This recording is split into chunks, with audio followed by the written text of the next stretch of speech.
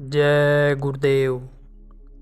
सब महात्माओं ने, यीशु ने भी कहा, मर्सीफुल यानी दयावान बनो। लेकिन आज मांसाहार से दया धर्म, सत्य सेवा भाव हो रहा ख़त्म। कुछ सरकारें सोचती हैं शराब से हुई आमदनी से देश चल रहा, लेकिन इससे भविष्य कितना हो रहा खराब कुछ अंदाजा है।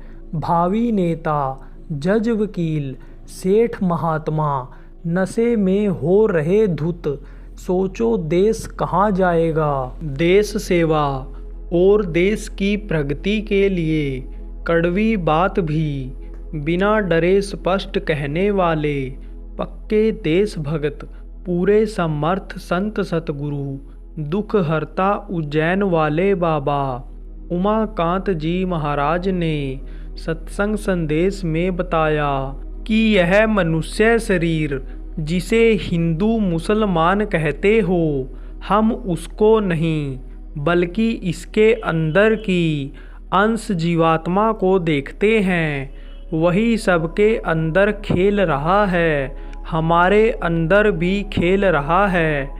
यह मूर्तियाँ जो मंदिरों में बनी हुई हैं, पहले के समय में नहीं थी। लोग यही सूरत शब्द योग की साधना करते थे।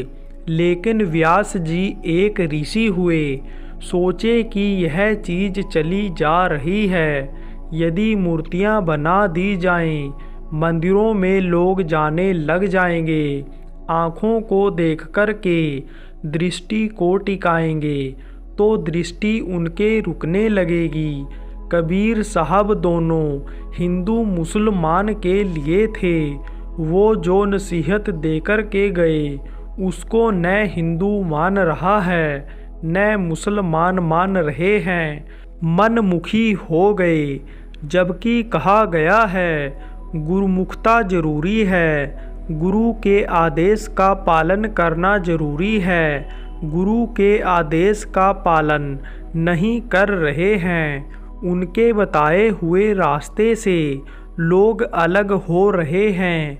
जो उन्होंने बताया वही सूरत शब्द योग का रास्ता अगर पकड़ लिया जाए, यह साधना अगर करने लग जाया जाए, तो तिफरका ख़त्म हो जाएगा।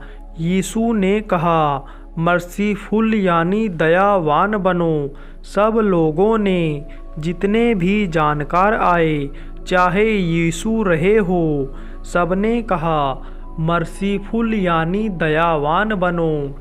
जब जीव को मारोगे, काटोगे, खाओगे, तो दया रह जाएगी तुम्हारे अंदर। दया धर्म, सत्य सेवा भाव खत्म हो जाएगा। यही कारण है सब खत्म हो रहा है। इसको अगर अपना लें लोग तो अभी संत मत को समझ जाएंगे। हजूर मोहम्मद साहब ने कहा, जीवों पर रहम करो, तुम्हारे लिए फल फूल खजूर आदि उगा दिया, इसको खाओ। कुरान और मजहबी किताबों में लिखा है, मुसल्लम ईमान रहमान मुसलमान, यानी जिसके अंदर पूर्ण ईमानदारी रहम दया हो वह मुसलमान है। मांस मछली अंडे शराब का सेवन करने की वजह से इंसानियत की जगह हैवानियत आ रही है। बगैर गुरु प्रभु की भक्ति किए बिना कितना भी ताकतवर राजा महाराजा हो, गधे की योनि में जाना पड़ता है।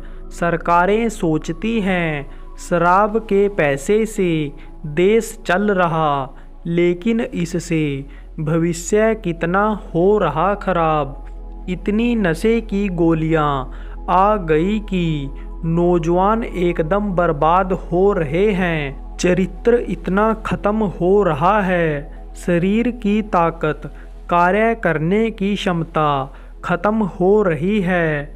जहाँ शराब की बंदी है, वहाँ नशीली गोलियाँ उतार दी गई।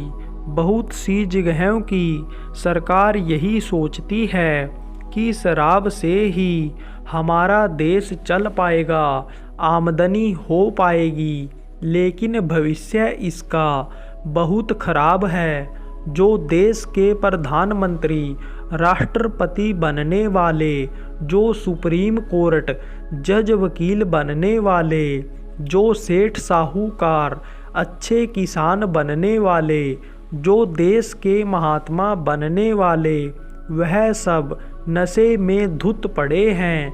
वह न अपनी बुद्धि का विकास कर पा रहे हैं और न ही शरीर का विकास कर पा रहे हैं।